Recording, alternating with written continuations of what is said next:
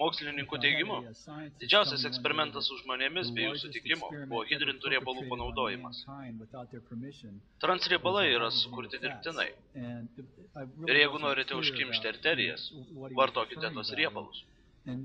Viena iš problemų susijusių su transriebalais yra ta, kad organizmas negali jų pašalinti.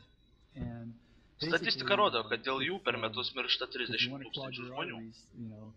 Ir dar 200 000 žmonių patiria širdies smūgius. Sužinosite apie skrudintas bulvytes ir keptą viščiuką bei sausainius.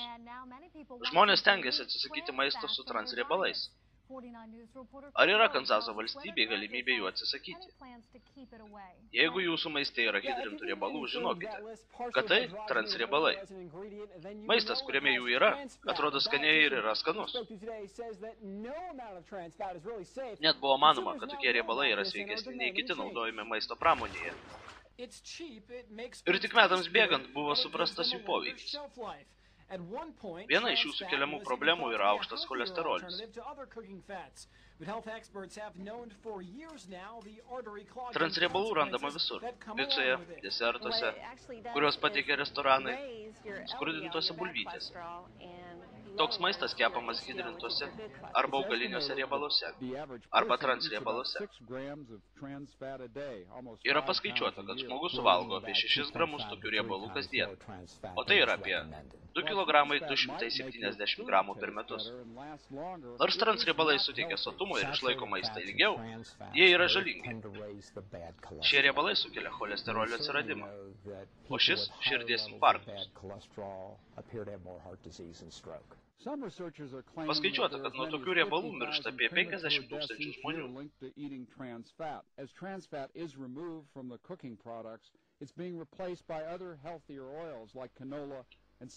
Transriebalai yra augalinio aliejaus ir vandenilio mišinys. Hidrintas aliejus yra pigesnis ir ilgiau išsilaiko. Kalorija po kalorijos. Transriebalai yra blogiausia, kas sudaro mūsų maistą. Ekspertai paskaičiavo, kad transriebalai nužudo 30 000 amerikiečių per metus. Vyriausybė rekomenduoja sumažinti tokių riebalų kiekį iki 2 gramų per dieną ir galiausiai visiškai jų atsisakyti. Keptos bulvytės ir sausainiai, kam atrodo nežalingi, dėl įsitikinimo, kad jie yra Amerikos kultūros dalis. Tačiau jų sukeliamos pasekmės yra tikrai rimtos. Gydytojas Scottas Milleris sutinka, kad tai amerikietiškos mitybos problema. Gydytojas Scottas yra plastikos chirurgas ir jau atliko 1000 plastinių operacijų, kurios buvo susijusios su per dideliu suvalgyto tokio maisto kiekiu. Jis sako, kad transriebalai sukelia jau minėtas problemas bei priklausomybė nuo tokio maisto skonio. Matydami tokį maistą, negalvojame, kad jis blogas ir dedame jį į savo priešpečių dėžutes. Maisto pramoniai toks maistas parankus, nes jis išlieka šviežias ilgą laiką. Buvo tyriamos moteris dėl širdies ligų ir išsiaiškinta, kad jų organizme transriebalų kiekis didžiausias. Ir rizika susirgti širdies ligomis yra 3 kart didesnė nei įprastai. Daugelis restoranų atsisako tokio maisto. Parduotuvėse ant prekystalio etikečių nurodoma, kad produkto sudėtyje yra transriebalų. Tad žmonės gali žinoti, ką valgo. Tačiau pirkėjai turėtų žinoti, kad ne visas maistas turi transriebalų. Arba tai dar nėra nurodyta ant etikečių. Lankytojai priverčia restoranus atsisakyti tokio maisto.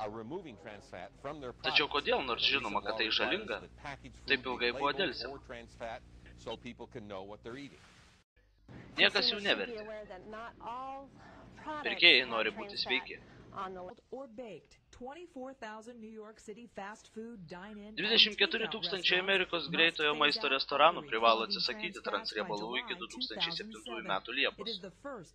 Kai kuriems tai teks padaryti iki 2008 metų. Nors kai kurie priešinasi, teigdami, kad valdžia nuėjo per toli.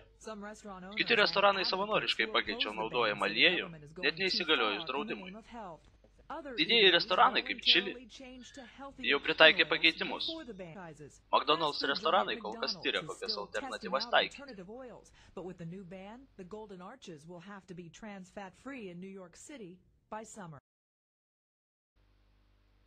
Praktiniai žingsniai išvengti transriebalų. Transriebalai labai žalingi ir nusineša apie 500 000 gyvybių per metus. Didžiausias mirtingumo skaičius yra tarp moterų. Transriebalai gali padvigubinti širdies smūgių riziką moterų atžvilgiu.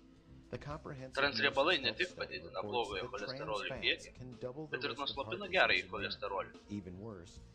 Tad kodėl šie žalingi riebalai dedami į maistą? Atsakymas paprastas – pelnas. Jie yra pigesni ir yra gero skonio. Toks maistas išlieka parduotuvių lentynose ilgą laiką, neprarasdamas savo kainos. Tačiau nors įrašoma, kad yra 0 tokių riebalų, maiste jų vis tiek gali būti. FDA taisyklė yra, kad jei maisto produkto sudėtyje yra 5 ar daugiau gramų transriebalų, tai turi būti pažymėta etiketėje. Produkto etiketėje gali būti nurodyta 0 gramų transriebalų. Bet žemiau pažymima, kad produkte yra 0,5 gramo tokių riebalų arba kad sudėtyje yra dalinai hidrintų riebalų. Even when the products actually contain the harmful ingredient. Todėl kitą kartą, kai eisite apsipirkti, taikykite tokius patarimus. Rinkitės iš grynųjų produktų grupų. Fresh fruits, vegetables.